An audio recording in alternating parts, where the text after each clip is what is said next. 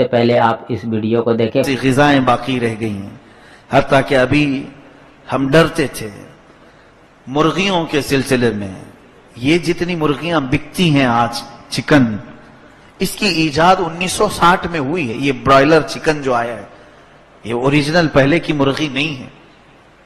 پہلے چکن کھانے کا اتنا رواج نہیں تھا، تو بعد میں جب چکن کا یہ رواج بڑھنے لگا، ریکوائرمنٹ زیادہ ہوئی، تو امریکہ اور یورپ کے چند ممالک نے اس کو ایک ٹرائل سے گزارا کہ چکن زیادہ چاہیے اب قوم کو، ریکوائرمنٹ زیادہ ہیں. تو انہوں نے ترکی کی ایک مرغی اور ایک کچھ مرغی کے اختلاط سے، ان کی مکسنگ سے یہ برائلر چکن تیار کیا، جس کو تیار کرنے کے بعد اس کے بڑھانے کے لیے ظاہر سی بات ہے ہمارے گھر میں جو مرغی پلتی ہے، اب تو شاید کسی کے گھر میں نہیں ہوگی، بہت کم، وہ تو 6 مہینے کے بعد تو تھوڑا دیکھنے کے قابل ہوتی ہے، سال بھر کے بعد کاٹنے کے قابل ہوتی ہے کہ کاٹیں تو کچھ گوشت ملے گا. اور اگر ہم وہ دیسی مرغیوں کے انتظار میں رہیں تو بہتوں کو تو چکن نہیں ملتا. تو یہاں قوم کو چکن سپلائی کرنا تھا، تو ایسی مرغیاں لاؤ مارکیٹ میں کہ بہت جلدی بڑھیں. عقل کا ہم کبھی نہیں استعمال کرتے. آپ نے کبھی دیکھا کہ یہ صرف 40 دن میں بڑی ہو کر کے آتی ہیں؟ یہ جو مرغی ہماری مارکیٹ میں پہنچتی ہے، یہ انڈے سے نکل کر مارکیٹ میں پہنچنے تک صرف 40 دن کی ہوتی ہے. اور اتنی بڑی نیچرل کیا یہ چیز ممکن ہو سکتی ہے؟ پاسبل ہے یہ؟ اس کو کیا کیا کر کے بڑھا کیا جاتا ہے. ہمارے ایک ساتھی ہیں، وہ بڑے ریسرچ اسکالر ہیں، بہت اچھے. انہوں نے اپنی تحقیق پیش کی 1960 میں جب یہ برائلر چکن کو لایا گیا تو اس کے کئی مقاصد تھے. انہوں نے جو غذا اس کو کھلانا شروع کیا اس مرغی کو. ایک بات یہ بھی میں بتا دوں، مرغی آپ یہ برائلر چکن خرید کر کے اپنے گھر پہ پالو، 40 دن میں نہیں بڑی ہوگی آپ کے ہاں. اس کے پالنے، اس کی فارمنگ ہوتی ہے، پورے طریقے ہیں. اس کا جو فوڈ ہے، اس کا جو کھانا ہے، وہی آپ کو کھلانا پڑے گا. اس کو جتنی ریکوائرمنٹ ہے اتنے انجیکشن دینے پڑیں گے. وہ ساری فارمنگ سکھائے جاتے ہیں، مرغی فارم والے جانتے ہیں اس کو. اس کو جو غذا دی جانے لگی وہ کون سی غذا ہے میں آپ کو بتاؤں.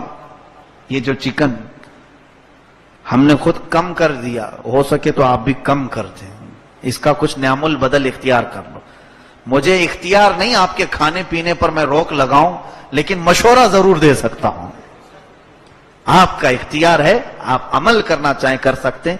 ہاں، اس بات کو سمجھ کے چلیں کہ بعد میں جا کر کے آپ نے یہ نہیں کہنا کہ مفتی صاحب نے چکن کو حرام کہہ دیا ہے. حرام میں نہیں کہہ رہا ہوں، آپ کو اس کے مضر اثرات، اس کے نقصان دہ چیزیں بتا رہا ہوں، صرف اس لیے کہ یہ ہمارے خلاف بنائی گئی مرغی ہے، ہمارے خلاف بنائی گئی مرغی ہے. اس کو لایا گیا مارکیٹ میں، اور امریکہ میں اور یورپ میں سب سے زیادہ جس چیز کا گوشت کھایا جاتا ہے وہ غلیظ جانور ہے. پورک کا استعمال وہ زیادہ کرتے ہیں، خنزیر کھاتے ہیں. تو جب خنزیر کو بھی زیادہ سپلائی کرنا پڑا تو انہوں نے جو غذا بنائی خنزیر کی کہ وہ جلدی بڑا ہونے کے لیے اس کو بھی انجیکشن لگائے جاتے تھے، اور خاص جو غذا کھلائی جاتی تھی، یہ جانوروں کے پیٹ کی اوجھڑیاں سب نکالی جاتی ہیں، انہیں سکھایا جاتا ہے، اور سکھا کر کے اس کو پیس کر کے اس کی غذا بنائی جاتی ہے. اور اس میں خنزیر کے پیٹ کا بھی ہوتا ہے، اس کے پیٹ کا بھی، بیلوں کے پیٹ کا، بھینسوں کے پیٹ کا.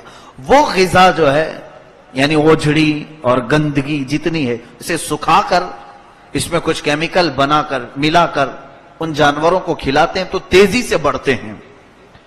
وہ خنزیروں پر جو انہوں نے ٹرائل کیا تھا وہی غذا اس برائلر چکن کو بھی کھلائی جانے لگی. سیم وہی غذا، وہی فوڈ جو خنزیر کو کھلا کر فارمنگ کی جاتی. یہ آتھینٹک چیز میں بتا رہا ہوں آپ.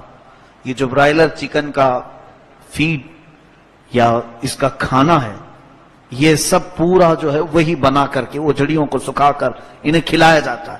یہ کھلائیں گے تبھی بڑی ہوں گی. اچھا چلیے وہ کھا کر کے کچھ بھی کھا کر کے بڑی ہو، ہمیں اس سے مطلب نہیں. ہماری دیسی مرغیاں تو کیچڑ بھی کھا لیتی ہیں، کچھ بھی. کوئی اگر مجھ سے یہ کہے مجھے اس کے کھانے پر اعتراض نہیں، لیکن جب اس کے اثرات جسم پر کیا پڑتے ہیں یہ دیکھا گیا. میں میرے ساتھی کے بارے میں جو بتا رہا ہوں، انہوں نے اپنی تحقیق پیش کی کہ اس مرغی کے جو اثرات ہیں، جسمانی صحت تو خراب کرنی ہی کرنی ہے اس کو. جسم، بہت سارے لوگوں کو جسم پہ آ رہا ہے، ان کے لیے یہ بات ہے کہ ہارٹ، بلڈ پریشر، یہ تمام بیماریاں چکن سے سب سے زیادہ آ سکتی ہیں. یہ برائلر چکن جو 40 دن میں ہمارے گھر میں آئی ہے، اس سے بیماریاں تو ہے ہی ہیں، لیکن جو مجھے لگی بات، ایسی بیماریاں جب پہلی مرتبہ انہوں نے مجھ سے یہ کہا کہ حضرت یہ بہت بیماریاں ہیں، کہا ہم کون سی صحت مند غذا کھا رہے ہیں، ہمارا چاول بھی پاک نہیں آتا، سب بیماریاں کھا رہے ہیں تو یہ ایک بیماری کھا لیں گے کیا ہے؟ کہا نہیں. مجھے ڈر اس وقت لگا جب انہوں نے اس کا دوسرا نیگیٹو اثر کیا بتایا. کہا کہ ہم نے یہ بھی دیکھا کہ اس چکن کے استعمال کرنے سے انسان کے اندر خاص طور پر جو روحانی اثر آتا ہے وہ یہ ہے کہ اس کے اندر شہوتیں بہت زیادہ بڑھتی ہیں، خاص طور پر ہومو سیکسول زیادہ بڑھتا ہے. ہومو سیکسول، ہم جنس پرستی، مرد کا مرد سے خواہش پوری کرنے کی خواہش، عورت کا عورت کے سے، گے اور لیزبین کی کثرت اسی چکن کی بنیاد پر آئی. اس دن سے مجھے ڈر لگنے لگا کہ اگر کہا جاتا کہ بیماریاں ہیں تو ہم تو سنتے ہی آ رہے ہیں کہ اناج میں بیماری، اس میں بیماری، اس میں چکن میں بھی ہوگی اور 2 بیماریاں ساتھ لے لیں گے. لیکن جہاں یہ اخلاق کی تباہی سامنے آئی، ڈر لگنے لگا کہ اس کو جو غذا کھلا کر کے بڑا کیا جا رہا ہے، اس چکن کو جو غذا کھلا کر کے بڑا کیا جا رہا ہے، اس کے گوشت میں یہ تاثیر ہے کہ کھانے والے جنسی شہوت کے بہت بڑے پجاری بن جاتے ہیں، ایسے کہ وہ کنٹرول نہیں کر پاتے. اور جنسی خواہش 2 طرح کی ہوتی ہے، ایک نیچرل ہے مرد کا عورت کی خواہش کرنا، اور ایک غیر نیچرل ہے مرد کی خواہش کرے، عورت کی خواہش کرے. اور یہ آج کی دنیا میں کثرت سے دیکھنے کو مل رہا ہے. کیا آج یہ نہیں ہے؟ آج کئی ملک کی پارلیمنٹ میں آواز اٹھائی جا رہی ہے کہ گے اور لیزبین کو قانونی اختیار دیا جائے، قانونی حیثیت دی جائے. اور ہالینڈ ایک ایسا ملک ہے جہاں اگر لڑکا لڑکے سے شادی کرے تو وہ سٹیزن شپ دے دیتے ہیں، ویزا ایشو کرتے ہیں. ان کو چاہیے یہ سارے خسرے وہاں جا کر کے جمع ہو جائیں. سارے خسرے ہی کہتے ہیں ان کو جو نامرد ہوتے ہیں، ان لوگوں کا ملک بن جائے. میرے عزیزو، یہ کیوں بنائی گئی آج مجھے سمجھ میں آیا. اللہ تعالیٰ نے ان کے مکر اور ان کے دجل اور ان کے فریب سے بچانے کے لیے ہمیں آیت بار بار یہ پڑھائی ہم کو، ورنہ یوں ہی ہر رکعت میں ہی مولا یہ نہیں کہلواتا ہم سے غیر المغضوب علیہم ولا الضالین. اے اللہ ہم کو یہودیوں اور عیسائیوں کے راستے پر نہ چلا. حضرت ابو منصور عبد القاہر بغدادی رضی اللہ تعالیٰ عنہ ایک بزرگ گزرے ہیں، بہت پائے کے بزرگ، غوث پاک رضی اللہ تعالیٰ عنہ کے زمانے کے بزرگ، شیخ عبد القاہر بغدادی. ان کی لکھی ہوئی کتابیں بھی، انہوں نے بہت ساری پیشین گوئیاں کی ہیں. پیشین گوئیاں مطلب بعد میں آنے والے حالات کو، فیوچرز کے بارے میں جو بتایا جاتے ہیں، پریڈیکیشن جس کو کہتے ہیں. تو حضرت عبد القاہر بغدادی رحمت اللہ علیہ نے کچھ پریڈیکیشنز، کچھ ایسی بھی باتیں بتائی ہیں کہ جب 2000ویں سال کی ابتدا ہوگی، یعنی یہی سینچری 2000 سال کی 21ویں صدی شروع ہوگی، یا پھر 19ویں صدی یا 20ویں صدی کا آخری حصہ ہوگا، تو انہوں نے لکھا ہے کتاب میں کہ مسلمانوں میں خنزیر کھانے کا رواج ہو جائے گا. تو شروع میں علماء نے اس کو ریجیکٹ کیا. یہ بات سمجھ میں نہیں آتی، کیوں مسلمان بھلا خنزیر کھائے گا؟ ابھی پاکستان کے چند علماء نے اس کتاب کو پھر سے دوبارہ سامنے لایا اور کہا کہ حضرت عبد القاہر بغدادی رحمت اللہ علیہ نے جو فرمایا تھا کہ 20ویں صدی کے بعد مسلمانوں میں خنزیر کا رواج آ جائے گا، اگرچہ اوریجنل خنزیر نہیں کھاتے لیکن اس کے پیٹ کی غذا کھا کر بڑی ہوئی چکن جو کھاتے ہیں، شاید اسی کی طرف ان کا اشارہ رہا ہوگا. اسی کی طرف ان کا اشارہ رہا ہوگا. اور ہمارے ایک بزرگ نے بہت پیاری مثال بیان فرمائی، علامہ احمد یار خان نعیمی رحمۃ اللہ علیہ، کہ ان مرغیوں کے کھانے کی وجہ سے جو ہماری آج حالت بنی ہے، کوئی آپ یہ مت سمجھیں کہ پورا میٹر مرغی کے خلاف ہو گئے ہیں. کچھ تو بات ہے جو کہہ رہا ہوں، کوئی تو بات ہے. مجھے ایسا نہیں ہے کہ میں چکن نہیں کھاتا، میں بھی کھاتا ہوں. اللہ مجھے بھی عمل کی توفیق عطا کرے، آپ کو بھی. جتنا ہو سکے ہم چھوڑ سکیں، جتنا ہو سکے اوائڈ کریں. یہ نہیں ہے کہ ایک ساتھ ہم اپنے معاشرے سے نکال دیں، ایسا مشکل ہے. لیکن جب اس کے مضر اثرات ہمارے سامنے آئے، دیکھیے آپ کو ڈاکٹر، اچھا والا جو ڈاکٹر ہے وہ پہلے یہ بتائے گا کوشش کرو کہ دوائی استعمال نہ ہو، پرہیز ہی پہ رہو. ہوتا ہے یہ نہیں؟ زیادہ سے زیادہ کوشش یہ کرو کہ پرہیز کرو دوائی استعمال کرنے سے، بہتر ہے. یہی بات میں بھی کہہ رہا ہوں، آپ سے یہی میں گزارش کر رہا ہوں کہ وہ وقت نہ آنے پائے کہ اس کی خراب اثرات ہمارے جسموں پر آئے. علامہ احمد یار خان نعیمی رحمۃ اللہ علیہ نے بڑی پیاری بات فرمائی جو لگتی ہوئی ہے. ان دیسی مرغیوں میں اور یہ فارم مرغیوں میں بڑا فرق ہے. ان کی عادتیں کھانے کی وجہ سے ہمارے اندر آئی بھی ویسی ہیں.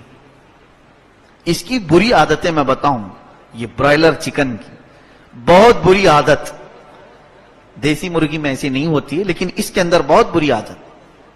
پہلی عادت تو یہ ہے کہ یہ کبھی بھی اپنا ڈیفنس کرتی نہیں ہے.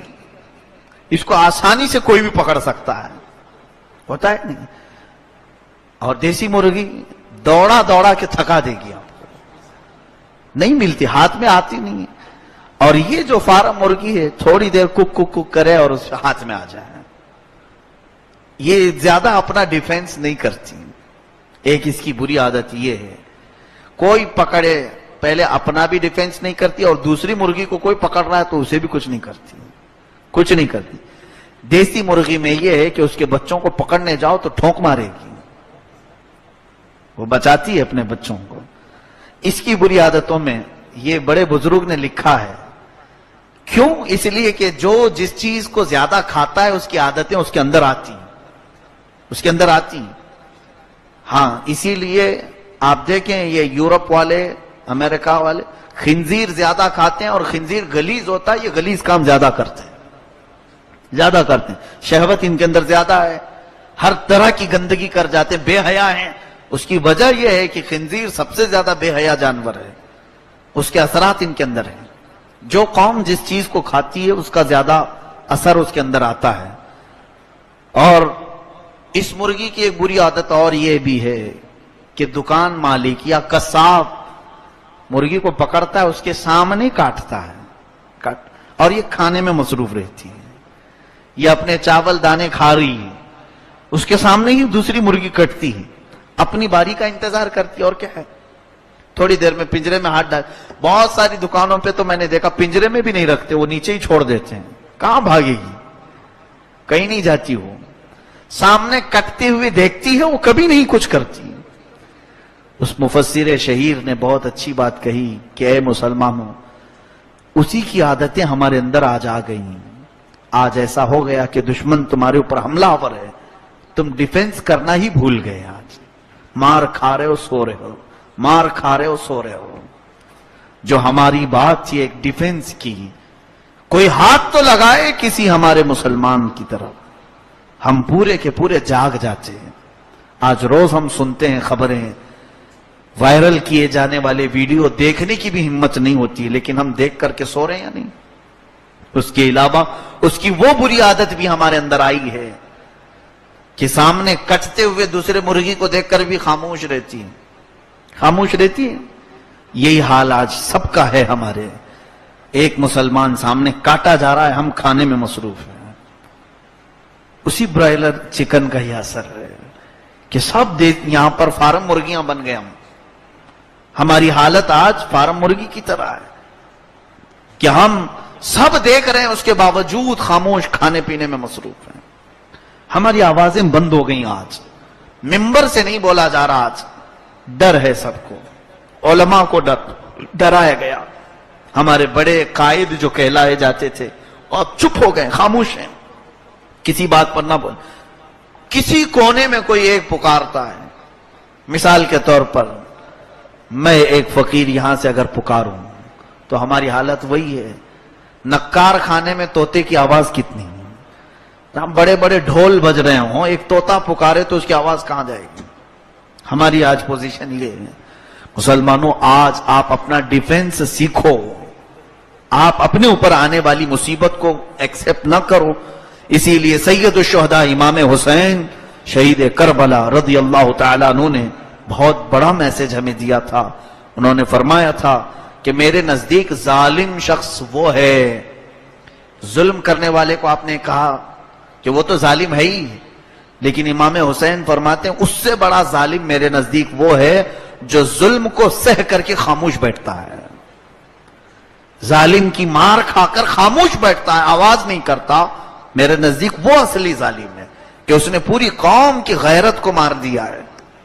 एक के बाद दीगरे सब खामोश हो जाएंगे। ये सारी मुर्गियों को आज दबा दिया गया है। जो कस्साब हमारे ऊपर बैठे हैं, एक के बाद दीगरे सब पर छुरी चलाने का इरादा है और हम सब खामोशी से अपनी बारी का इंतजार कर रहे हैं। सब जगह यही सन्नाटा तारी है, हम बारियों का इंतजार कर रहे हैं, डरे सहमे हैं। ये माहौल क्यों पैदा हुआ? यही इन्होंने बना करके रखा है इस तरह से। उठो वगर न हश्र न होगा फिर कभी, दौड़ो कि जमाना चाल अपनी चल गया।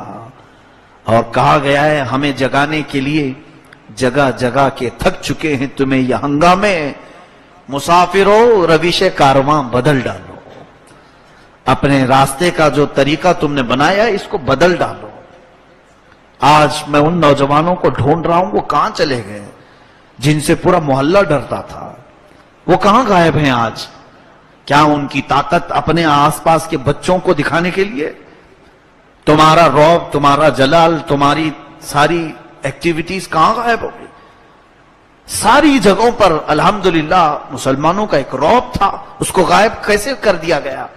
डरा कर, धमका कर। तुम इतने जल्दी अपने डिफेंस को कैसे भूल गए?